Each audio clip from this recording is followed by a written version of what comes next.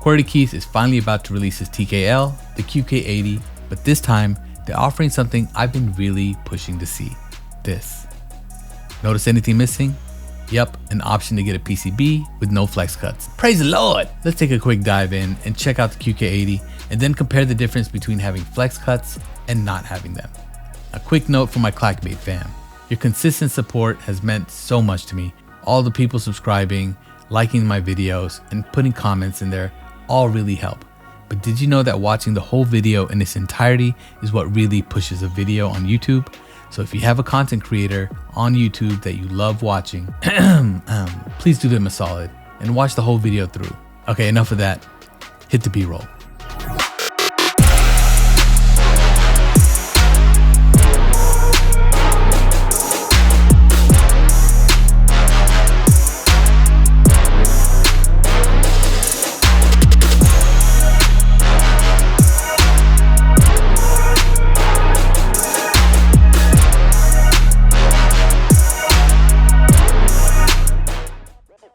So Qwertykeys is known for bringing outstanding value for a quality board, and the QK80 is no different, coming in starting at $160, which goes up to $225 for the bare bones kit, and $230 up to $295 for the bundle, which comes with switches and keycaps. The sale is expected to start in the United States on March 12th and end on March 26th. Now there's a lot of case color combinations along with the weight that you can pick from, so make sure to check out the color configurator linked in the description.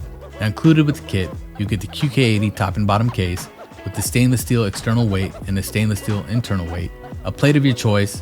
Now the palm and the polycarbonate plates don't have any flex cuts, while the FR4 and aluminum have the flex cuts in them, so keep that in mind. Daughter board will come pre-installed along with 2 batteries if you get the Bluetooth PCB, and it'll also come with the 2.4 GHz dongle for that third mode of connectivity. Pour-on case foam, plate foam, and PE foam are all included in the kit. The gaskets that they use for the QK80 are the same from the QK75. These are nice, slip-in, very easy to install gaskets. This time around, it'll come with 2 options included in the kit. A gray one for a softer bounce, and these black ones which are quite stiff. You're obviously going to get the rubber case feet, and these cool magnetic stainless steel badges, each with its own unique design. You'll get to pick one design with your kit, or you can purchase extras if you choose to. They also include a few things that they call gifts. Basically what that means is if they run out, you won't get it, but it's not part of the kit. These include coiled cables, carrying case, owl stabs, battery foam, keycap, and switch pullers. And finally, we have these PCBs. So Qwertykeys has been offering this tri-mode PCB, which has been available in the last couple of keyboards they've released. And this is a 1.2mm thickness and has the ability to do wired, Bluetooth, or connect with the 2.4 GHz dongle. This PCB does have the flex cuts and it's available in ANSI or ISO, and is supported by the Qwertykeys proprietary software QK config. You also have the option to select a wired only hot swap or solder PCB, which is supported by VIA. So keep that in mind. And then we have this bad boy, a wired only 1.2mm non-flex cut ANSI PCB. This one does not support ISO at the moment, but it does support per key RGB. But more on this in just a bit. Overall, the QK80 is a pretty good looking keyboard. There are 3 elements here that you can call its signature features. It has a nicely diffused RGB LED under the home keys.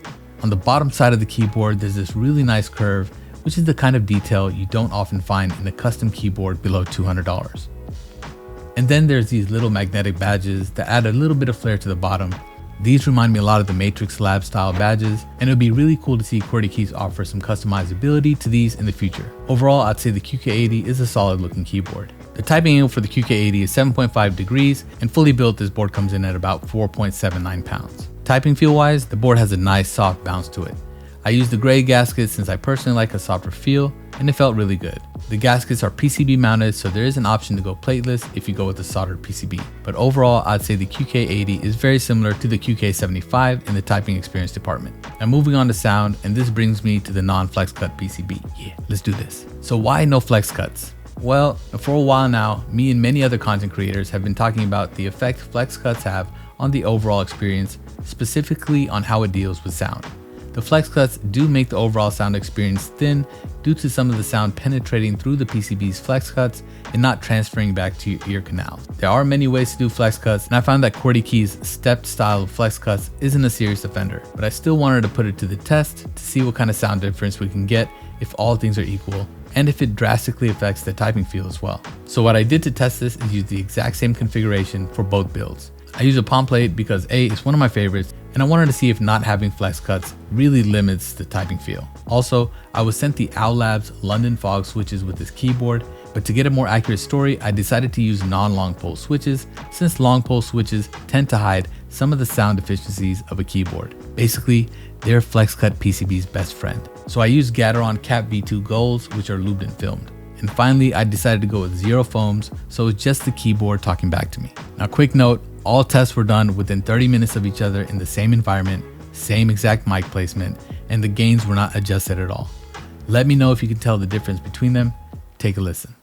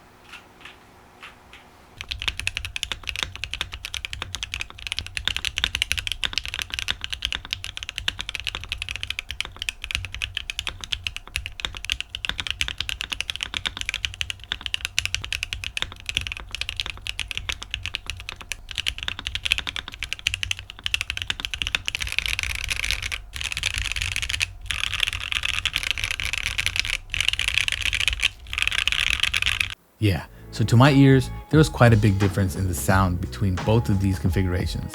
The flex cut PCB was thinner in sound, which was really no surprise. The non-flex cut PCB sounded fuller and banged a bit harder, if you know what I mean. Overall, the typing sound was pretty good on this keyboard. I'd say the mod sounded a bit meh, but the spacebar does sound pretty good. Typing feel wise, both PCBs felt very similar. Not enough for me to miss flex cuts at all. In all honesty, I think most of the bounce or softness you feel in a custom keyboard comes from a well-executed plate PCB mounting structure and the PCB thickness. And I think this keyboard has a well-executed structure in place. So for me, it comes down to this. If you're someone who's not into using foams, definitely pick up the non-flex cut PCB, but keep in mind you will miss out on the wireless connectivity, but you will gain a little disco RGB on your desk. Now, if you are planning on using the foams with the QK80, I'd say it's a safe bet to go with the tri-mode PCB since the difference in sound would be minimal if foams are used. This hobby is all about what you prefer, so pick up what you think works best for you. You can also always pick up both and try it for yourself. Now, as for the QK80, I think it's a really nice board for the price, and I think Qwertykeys has already shown that bringing in low price points for a good keyboard is their forte. I do want to clear one thing up though. I do get a lot of questions to compare the QK boards with other more expensive keyboards. Although I think the QK series can hang with a lot of mid-tier boards, the higher priced boards often have higher end materials with a lot more refined sound without the need for foams. So is this better than, let's say, the Frog TKL? No, not in my opinion. However, it is a fantastic board for what you're paying, and that's the story here. To me, I think there's room for all tiers of keyboards in this hobby, and I love what QK is doing to enhance the entry price tier. So take that for what it's worth. That's all I got today. Drop the likes on this video if you found this information useful. Subscribe if you love the content. I'll catch you in the next one. Peace.